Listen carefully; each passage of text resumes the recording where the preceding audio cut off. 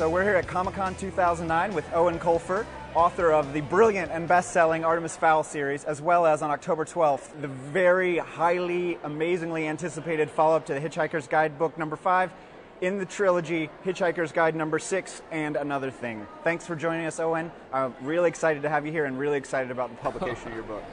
I'm just excited to be here. I feel like I'm kind of with my people at home. You are with your finally, 44 years, and finally I've made it. Douglas Adams' untimely passing, book 5 up in the air. Yeah. What motivated you to accept the responsibility of writing another Hitchhiker's book, and how did the state of book 5 really impact that? I think that was the deciding factor.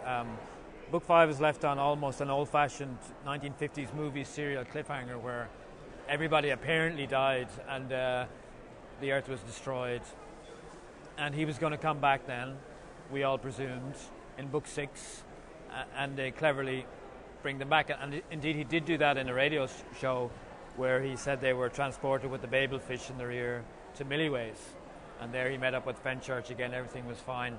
But that wouldn't work for a book, because if you're going to be transported every time you're in danger, then there's no drama. So I had to think of another way to bring him back, to bring all the guys back. Well, not to bring him back, but to show how they escaped.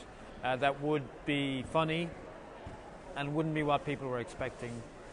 And that kind of intrigued me, because it's something I do myself at the end of the Artemis books, is I give myself a little problem that I don't know the answer to yet, and then I have to explain that in the next book. And it gives me a starting point. So it gets me thinking about the book. In the end of the last book, for example, Artemis Fowl's mother finds out all about the magic and the fairy people and what he's been up to, and you realize he's going to have to do something now if he wants to continue plotting. So I don't know what that is yet, but I'm thinking about it. And it was the same with Douglas Adams. I thought, okay, I got to bring him back. What am I going to do? And I thought, let's do what people expect and then flip that. So everyone expects the heart of gold to arrive. So that's what I have happen. But then, just as they think they're getting away, Heart of Gold breaks down, so they're stuck as well. So you've got a double problem. And as soon as I had that idea, I decided I would write the book. Well, we all know and love these series, and we all read them when we were younger, and we all laughed out loud. And we all know that how beloved these books are to us. Yeah. So I'm sure you felt an enormous responsibility writing this. Can you talk a little bit about being handpicked by the Douglas Adams estate and the pressures you felt in writing a Hitchhiker's Guide to the Galaxy book? I felt a huge amount of pressure, and it wasn't like once I decided to do it that the pressure went away. I made the decision and I could turn that off. I still feel it, and I'm going to feel it. I think I'll always feel it now, just a little bit.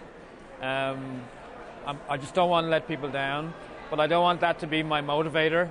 So I'm writing the book, imagining all these fans somewhere. I just want to write a good book, and hopefully most people will like it. But I feel a lot of pressure. I had full head of black hair before this started. Look at me now. I'm totally... Every day I think about it. I think a lot of writers are like that. We spend a lot of time on our own in a little room, and so these things start to, and it's like the telltale heart. It's a bit like that. These thoughts start to go round and round in your head, and so it's good to get out to places like this and talk to the fans and the readers, and there's a great sense of happiness and joy and anticipation, and I'm not feeling any. It's not threatening at all. People are just happy and they're up for the book, and they're absolutely giving me the benefit of the doubt, which is nice. Do you feel like there's a different perception in the U.S., a different set of expectations versus perceptions in the UK about this? Absolutely. The US are up for it, as we say in Ireland. They want to see it. In the UK, there's a lot of skepticism. It's like it's a very venerated series, and Douglas Adams is among a very small group of establishments or people that shouldn't be messed with. I think other ones would be Monty Python, Terry Gilliam, Pink Floyd, Blackadder. So people really think that these are quintessentially English, and you shouldn't go near them. But I think it might have been a very smart idea to bring in a little Irish guy to do the work of a tall Englishman, just to come at it from a totally new perspective. That's a great idea. Yeah. So everyone's come to Hitchhiker's Guide in their own ways. Yeah. Some people read the paperback, some people heard the BBC, the radio, and other people have seen TV or movies. Can you tell us a little bit about how you came to Hitchhikers? back in the the late 70s, it was a different time for readers then. Now reading is celebrated and comics are celebrated, but in those days, if you were a reader in school, it wasn't necessarily, didn't make you a popular person. So there was a very kind of small group of us, and we banded together, and we became very close because in a way we were outsiders, and because we read fantasy books, and we read the big thick ones, Thomas Covenant or The Magician or Lord of the Rings, whatever. So we didn't have access to BBC Radio at that time in the south of Ireland. So one of our friends who had a sister lived in England came home with this little tiny Hitchhiker's Guide thing. We weren't hugely impressed because for a start it was only like this thick. We wanted the big, massive things. I read the back and I said, okay, so the Vogons destroy the Earth and one guy lives. I thought, well, it's a bit Star Wars, isn't it? So I wasn't expecting much, and then I read it, of course, and I was totally blown away, as were all my friends. And we kind of adopted it as our Bible, and we would do quotes from it, and we would ask people what the ultimate question was, and if they didn't know the answer, then we would scorn them and spurn them. So that's how I came to it, and then subsequently we saw the TV show, and then again I got the CDs with the radio show, and I saw the movie. So I've seen kind of all the incarnations, but apparently there was a musical on ice, which I believe had a very short but successful life. I don't think anyone actually died, but it was a close thing. But I haven't seen that, but apparently it's quite good.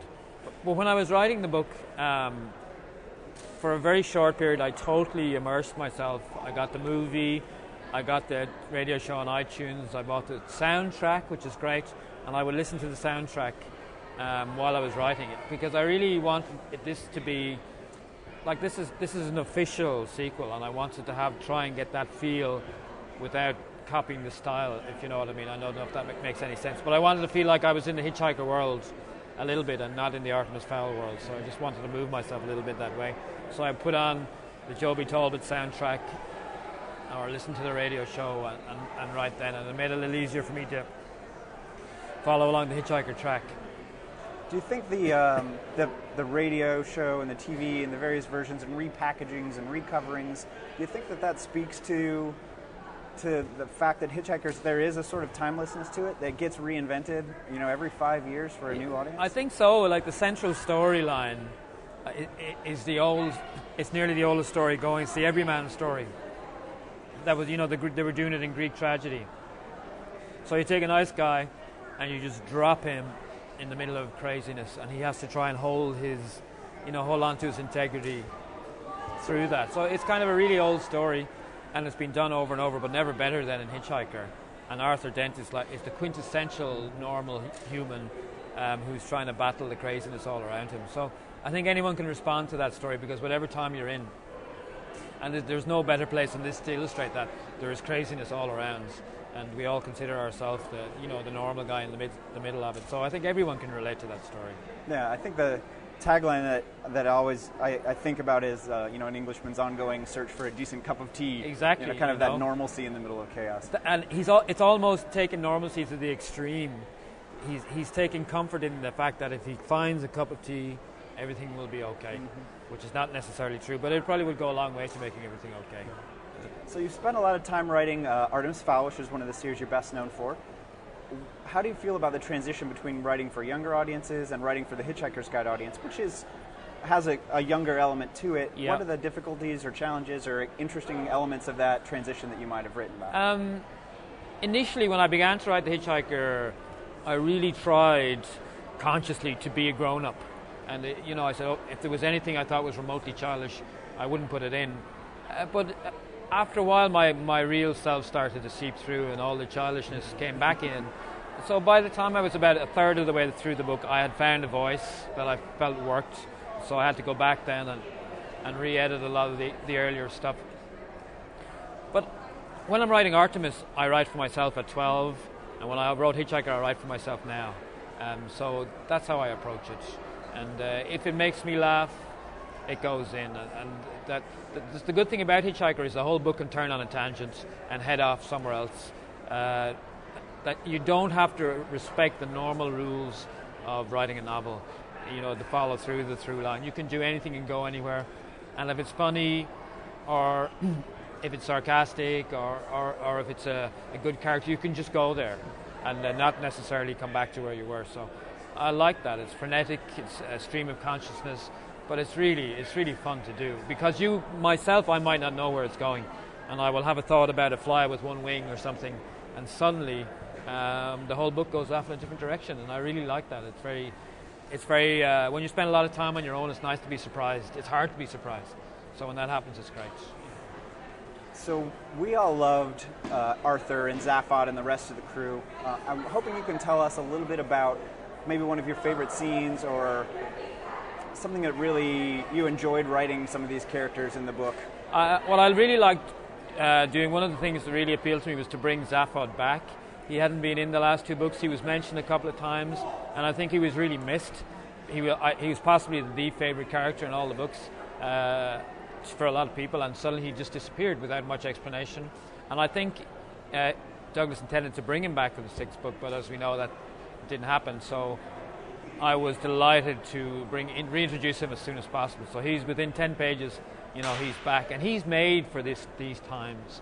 Zaphod was a real media animal, and really the world is ready for him now, because we have a lot of media people who are totally media personalities because they're in the media, and I think Zaphod he's a little bit like that. He's just ready to go. He's famous for being famous, and he makes videos, he does appearances, he throws up at champagne parties, receptions. So he's totally a creature of our times, and I think a lot of people will identify with him, and they will really enjoy it, I hope. So what can you tell us about his second head in this book? Well, yes, apparently this is very controversial, what I have done, in that I have removed his second head, but it is still in the story, and it runs the ship, and it floats in a little sphere beside him at all times, and they argue all the time, because the other head, who's known as Left Brain, because he was the Left Brain, or LB, he is fantastically intelligent, and Zaphod, the other head, he's not so intelligent, so there's a lot of friction there, and insulting, and the head has become a new character in the book, which is quite interesting, because I couldn't get a handle on two heads together. You always had to deal with it, but when it's a separate head, it's a separate character, and it's more fun. But they may get back together. They are having separation anxiety, so they may be joined up together again. Excellent. Do you think that fans of yours who were reading Artemis 2, 3, or 4 years ago, whatever it was, do you think that they'll come to this book? And what will they find there that might offer them a parallel, or something that they really enjoyed out of the Artemis Fowl books?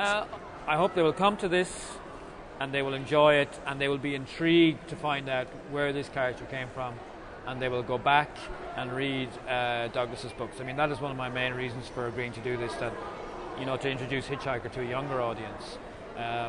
Most of the people that read Hitchhiker now are my age, your mid-40s. They read it when they were a teenager. And not so many teenagers are reading it, although quite a few still are. But it would be great to bring a couple of million of those people back again to the original and greatest, Hitchhiker. So, also, I didn't overload it with references, so it's not too dense. You're not going to read this and go, what's this? Who's this? I don't remember this guy. I didn't explain that. I just give hints that make it, I hope, that will tweak your imagination and your interest, and make you want to read it and not put you off this book. And hopefully my voice is in there, my jokes, so if you like my stuff, you should like this. Great. Well, Eoin, thank you so much for joining us at Comic-Con 2009, and best of luck with And Another Thing. Thank you. That's great.